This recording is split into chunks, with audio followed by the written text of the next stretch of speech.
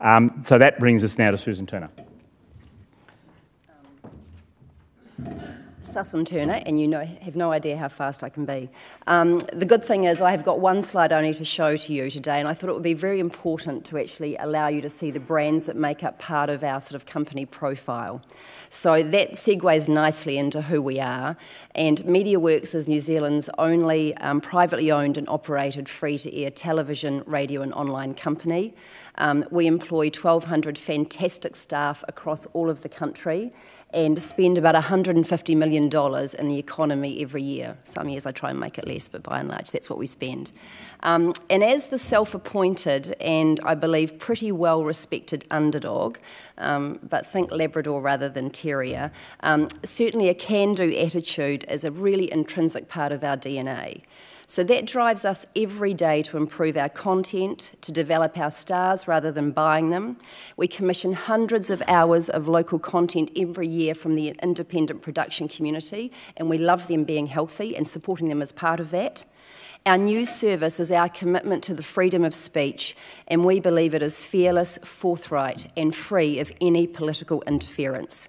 So we do business in a really straightforward way and believe that the community, and you, I hope, would care deeply and be damaged if we weren't around. So, to our position on the UFB rollout, benefits to education, science, business and e-government are self-evident and not to be disputed. But I do have to ask Crown Fibre Holdings and the operators of the regional UFB networks, all of whom are here today and mandated to make a profit, if they actually believe that UFB will be connected to 75% of New Zealand homes without new broadcasting and video on demand services. And to that point I say, this $1.5 billion infrastructural investment will fail, repeat, will fail, unless households are prepared to firstly pay to connect to them and then to pay again to access competitively priced entertainment and information services.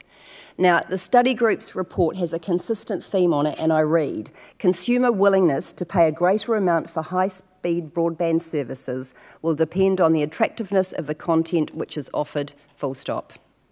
We know that consumers are becoming more demanding about what they expect from multimedia services and how and when they access video content. So we at MediaWorks know we need to meet the market, and we don't shy away from that at all. The key is not only making the most of our programming services, but also developing various other pay and free video on demand. So our model goes like this, our business model. We will roll out content on broadband as demand and feasibility to our business dictate. Meeting the growth opportunities is going to depend on the rights we can secure at a price that works for the right owners, for us, for the consumer. And from my point of view, this means that we have to have a variety of choice from a variety of owners at a variety of prices. So, what do we think we need to meet these objectives? Firstly, and most importantly, an efficient wholesale market for local and international brand pay services and individual programs. And at the moment, there is no such wholesale market, either through Sky or Igloo, their JV with TVNZ. The take-it-all-or-leave-it-all approach that Sky, as we understand it, has imposed on telcos has to be discussed. And as an industry and community, we must stand firm against forced content bundling, as this will surely stifle diversity and uptake. So other jurisdictions treat such terms as an abuse of dominant position, but not here. And claims that Sky or Igloo don't acquire exclusive rights don't cut it. So one broadcaster, not us, recently wrote off $29 million of program inventory, which to me is testimony to the fact that there is some expensive rights hoards going on TVNZ. I think an inquiry would reveal the truth about this one way or another. So to the question, what's needed in the broadcasting sector to drive UFB into households?